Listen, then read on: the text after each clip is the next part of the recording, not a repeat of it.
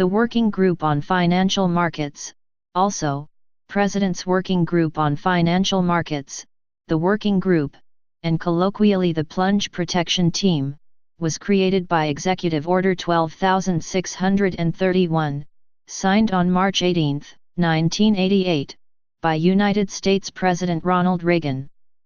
As established by the Executive Order, the Working Group has three purposes and functions. A. Recognizing the goals of enhancing the integrity, efficiency, orderliness, and competitiveness of our nation's financial markets and maintaining investor confidence, the Working Group shall identify and consider 1. The major issues raised by the numerous studies on the events in the financial markets surrounding October 19, 1987, and any of those recommendations that have the potential to achieve the goals noted above, and 2.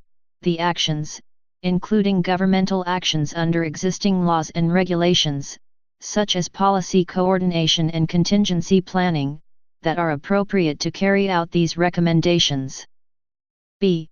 The Working Group shall consult, as appropriate, with representatives of the various exchanges, clearing houses, self-regulatory bodies, and with major market participants to determine private sector solutions wherever possible. C.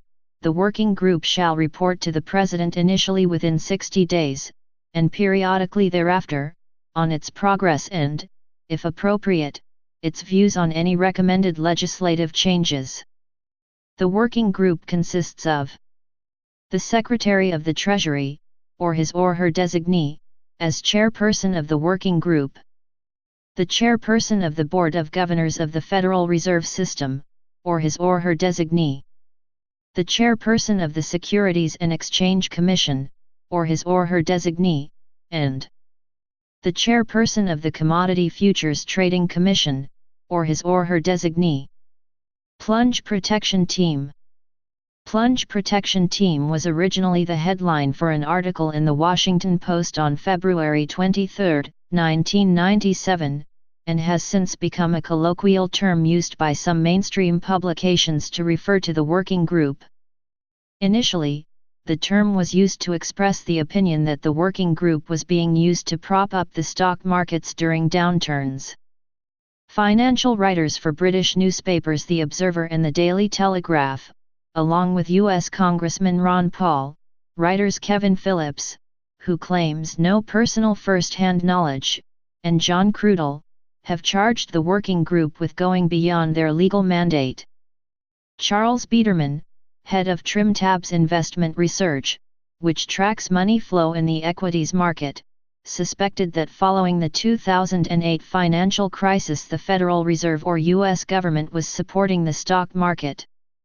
He stated that if the money to boost stock prices did not come from the traditional players, it had to have come from somewhere else, and why not support the stock market as well?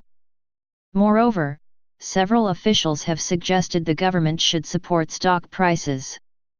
Claims about the Working Group generally propose that it is an orchestrated mechanism that attempts to manipulate U.S. stock markets in the event of a market crash by using government funds to buy stocks, or other instruments such as stock index futures acts which are forbidden by law.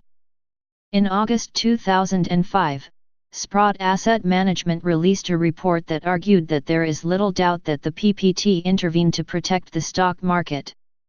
However, these articles usually refer to the Working Group using moral suasion to attempt to convince banks to buy stock index futures.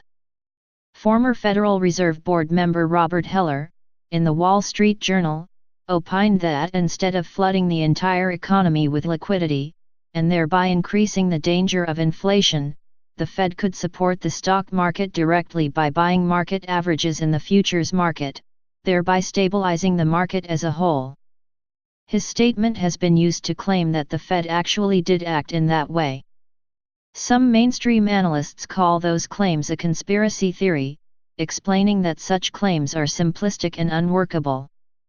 Author Kevin Phillips wrote in his 2008 book Bad Money that while he had no interest in becoming a conspiracy investigator, he nevertheless drew the conclusion that some kind of high-level decision seems to have been reached in Washington to loosely institutionalize a rescue mechanism for the stock market akin to that pursued, to safeguard major U.S. banks from exposure to domestic and foreign loan and currency crises.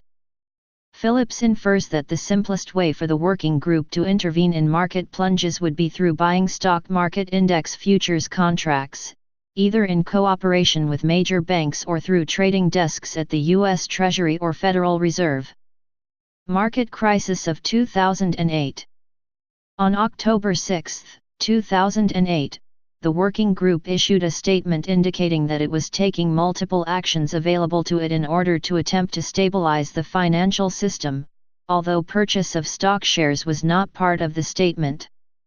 The government may wind up owning shares in the firms to which it provided loans, as they will receive warrants as collateral for these loans. Please subscribe and thanks for watching.